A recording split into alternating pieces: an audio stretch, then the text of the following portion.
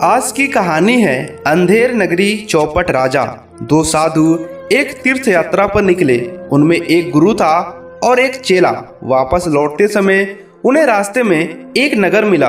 दिन डूबने में 1.5-2 घंटे बाकी थे। कुछ थकान भी थी, इसलिए आराम करने के लिए वहीं रुक गए।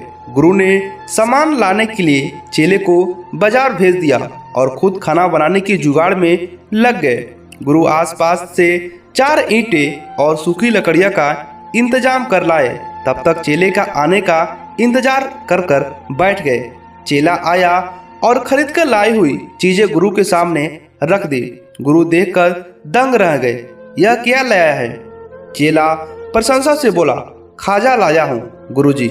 नगरी बड़ी मजेदार है। बाजार को देखकर मैं तो भचंगा रह गया था। हर चीज टका सेर है। कुछ भी ले लो, भाजी को ले लो या फिर आटे को ले लो, फिर बनाओ उसको कुछ भी। जो कुछ भी लोगे सब टके से रहे। गुरुजी बोले कि ना समझी पर मन ही मन दुखी हुए, लेकिन क्या करते। जब सुबह पता चला कि इस नगर का नाम अंधेर नगरी है तो वो और भी ज्यादा दुख हो गए। गुरु ने तुरंत अपना झोला झंगा समेटा और चेले से कहा, चल, यह नगरी ठहरने योग्य नहीं है। इसके नाम से ही पता चलता है कि यहाँ पर सब कुछ गड़बड़ है। टकासिर भाजी और टकासिर खाजा। अरे ऐसा ही कहीं होता है क्या? यहाँ कोई समझदार आदमी नहीं है। लगता है राजा ही नगर को चौपट करने पर तुला हुआ है। गुरु की बात चेले के समझ में नहीं आई। वह बोला, गुरुजी, यहाँ तो सुख ही सुख है। कुछ दिन यहीं रुकिए।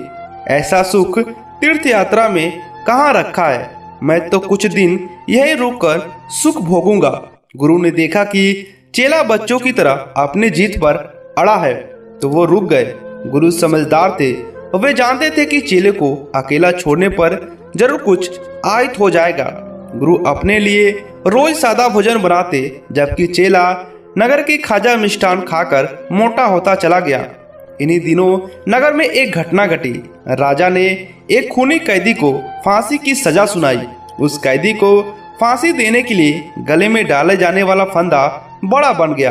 राजा चिंतित था, क्योंकि फांसी देने के मुहूर्त पर दूसरा फंदा बन नहीं सकता था और ये भी नहीं हो सकता था कि फांसी देने का मुहूर्त आगे बढ़ जाए। राजा अपने यहाँ की परंपरा को संकट में पड़ते देखकर उलझन में पड़ गया। आखिर में राजा ने तय किया कि फांसी तो इसी मुहूर्त में दी जाएगी। इसको नहीं तो किसी दूसरे को सही फांसी देनी चाहिए। राजा ने अपने सैनिकों को आज्ञा दी, जाओ, नगर में जो भी व्यक्ति सबसे पहले सामने आए, जिसकी गर्दन इस फंदे के अनुसार ठीक हो, उसे पकड़ कर लाओ और उसे फांसी दे दो।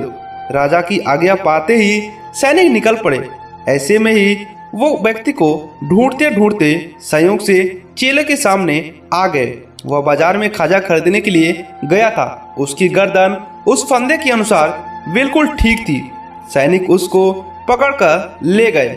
यह खबर जब गुरु को मालूम पड़ी तो गुरु भागे भागे गए। एक और चेले का गुस्सा आ रहा था, वहीं दूसरी तरफ उसके संकट का भी था कि उसे कुछ हो ना जाए, जो उसका चेला भी था। रास्ते भर इसी उधेड़ बुन में लगे रहे गुरु। वहां जाकर देखा तो चेले को सैनिक पकड़े हुए थे और फांसी देने की तैयारियां चल रही थी। गुरु ने सैनिकों से कहा, छोड़ दे चेले को। इस समय फांसी पर चढ़ने का अधिकार तो मेरा है, क्यों छोड़ दूं? एक सैनिक ने कहा। फिर इस मुहूर्त में फांसी से मरने वाला सीधे स्वर्ग जाएगा। शास्त्रों में भी चेले से पहले गुरु का जाना है। स्वर्ग जाने का अधिकार गुरु ने सैनिकों को खूब घूरा, लेकिन टस से मस नहीं हुए। आखिर में गुरु ने चेले को आंख में इशारा किया। गुरु का इशारा मिलते ही चेला चिल्लाया, नहीं गुरुजी, स्वर्ग में जाने का मेरा ही अधिकार है। सैनिकों ने मुझे पकड़ कर लाया है, आपको नहीं। नई शास्त्र विरुद्ध कार्य नहीं हो सकता, यह महापाप होगा। पहले फांसी पर मैं चढ़ूंगा। गुरुजी बनावटी गुस्सा दिखाते हुए चिल्लाने लगे। गुरु और चेला दोनों ही चिल्ला चिल्लाकर झगड़ने लगे। देखते ही देखते भीड़ इकट्ठी हो गई। फांसी पर चढ़ने को लेकर इस प्रकार झगड़ा जनता के लिए आश्चर्य की बात है। इससे पहले ऐसा कभी नहीं देखा गया था और ना ही सुना गया था। एक ओर राजा की आज्ञा थी और दूसरी ओर साधु का धर्मशास्त्र, लेकिन सैनिक असमंजस में पड़ गए। एक नया संकट पैदा हो गया। अंत में यह मसला राजा के पास ले जाया गया। गुरु और चेले की बात सुनकर राजा को स्वर्ग की लालच हो गया। राजा ने कहा यदि यह मुहूर्त ऐसा है कि जो सबसे पहले इस टाइम मरेगा वो स्वर्ग जाएगा तो ये अधिकार राजा का है। बाद में पद के हिसाब से राजा के उच्च अधिकारियों का है। गुरु चेला मिलकर दोनों ही चिल्लाते रहे लेकिन उनकी बात किसी ने नहीं सुनी। सैनिकों ने उन्हें हटाकर एक तरफ कर दिया। पहले राजा को फांसी दी गई, इसके बाद राजा के उच्च अधिकारियों को फांसी देने का सिलसिला शुरू हुआ। गुरु आखिर में थे तो साधु ही उनकी आत्मा हिल गई। वे अंत में बेकसूरों की तरह हत्या नहीं देखना चाहते थे। इसीलिए गुरु ने कहा अब स्वर्ग जाने का मुहूर्त समाप्त हो गया है। गुरु की बात सुनते ही स्वर्ग में जाने वाली जो बात है वो झूठी थी, क्योंकि बाबा ने अपने चेले को बचाने के लिए ये बात कही थी।